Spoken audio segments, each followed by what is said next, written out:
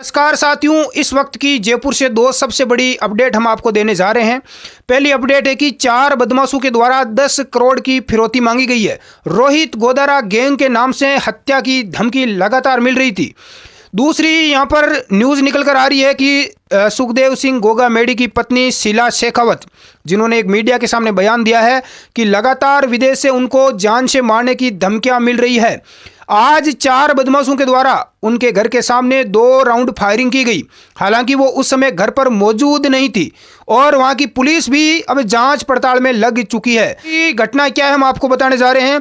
4 बदमाशों के द्वारा 10 करोड़ की फिरौती जयपुर के किसी एक बिजनेसमैन से मांगी गई है। हालांकि पुलिस ने चारों युवकों को अपनी हिरासत में ले लिया है। पुलिस के द्वारा पूछताछ में पाया गया है कि इनमें से 3 युवक जयपुर के किसी प्राइवेट हॉस्पिटल में काम कर रहे थे और एक युवक जो कि थार गाड़ी रखता है, यह युवक नशे के शौकीन है। इसके साथ में ऑनलाइन गेमिंग सट्टे में भी ये पैसे लगा रहे थे।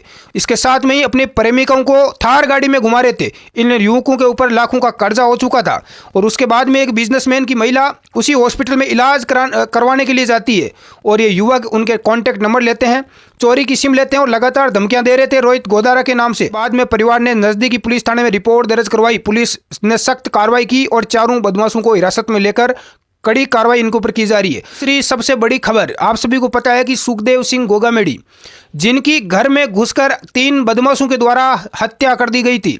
आप सभी को पता है कि सुखदेव सिंह गोगामेडी के 3 पत्नियां हैं।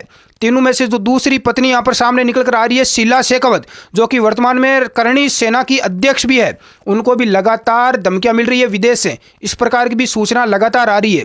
हालांकि हो सकता है कि ऐसा कोई पहले का विवाद हो जो अभी तक नहीं सुलझा है, जिसको लेकर लगातार ये धमकियां मिल रही है। लेकिन शीला शेखावत ने कोई स्पष्ट इसका पुष्टिकरण नहीं किया है कि उनको धमकियां क्यों मिल रही है। दूसरी तरफ शीला शेखावत को मीडिया के द्वारा पूछा गया कि वो 8 जून को क्या नागौर आ रहे हैं, क्या वो 8 जून को नागौर आएगी, तो शीला शेखावत ने कहा है कि नागौर आने के लिए उनको अभी किसी प्रकार का कोई निमंत्रण नहीं मिला है। नागौर आने की अभी उनकी कोई तैयारी भी नहीं है।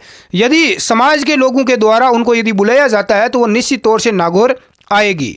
दूसरी तरफ राजपूत छात्रावास के युवाओं ने भी निराशा व्यक्त की है कि अभी उनको भी कोई निमंत्रण नहीं मिला है। साथियों, आपको बता दूं कि गुजरात से राज शेखावत राजस्थान आ चुके हैं और लगातार नागौर जिले के गांव-गांव ढाणी-ढाणी में घूम रहे हैं और लोगों को पत्रिकाएं बांट रहे हैं। क्षत्रियों को लगातार जगाने का प्रयास कर रहे हैं कि 8 जून को ज़्यादा से ज़्यादा संख्या में नागौर में पहुंचें।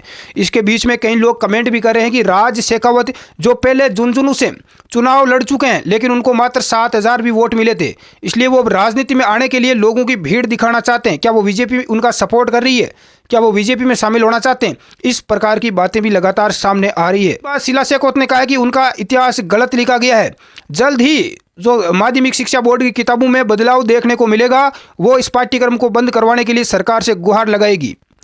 शीला शेखावत ने इंटरव्यू में कहा है कि जाट राजा सूरजमल, जो कि जाट नहीं बल्कि राजपूत है, उनको भी राजपूत उन्होंने कहा है। दूसरी तरफ हनुमान बेनीवाल ने कहा है कि क्षत्रिय केवल राजपूत ही नहीं है, वो प्रत्येक व्यक्ति क्षत्रिय है जो अपने समाज और देश के हक के लिए लड़ाई लड़ता है। वो प्रत्येक व्यक्ति क्षत्रिय है, चाहे जाट हो, गुज्जर हो, यादव हो, मीणा हो, भील हो, प्रत्येक व्यक्ति क्षत्रिय है। आप सभी को पता है कि हनुमान बेनीवाल ने भी स्पष्ट कह दिया है कि मैं धरना प्रदर्शन छोड़कर 8 जून को नागौर में ही मिलूंगा, जिसको आना है आ जाना। अब करणी सेना को जवाब देते हुए वीर तेजा सेना ने भी खरनाल कूच का ऐलान कर दिया है, जहां पर 20,000 लोगों के टेंट की व्यवस्था भी की जाएगी। साथ में वीर तेजा जी के मंदिर में धोख लगाने के लिए आए सभी तेजा भक्तों के लिए नाश्ता और पानी की व्यवस्था भी वहां पर की जाएगी।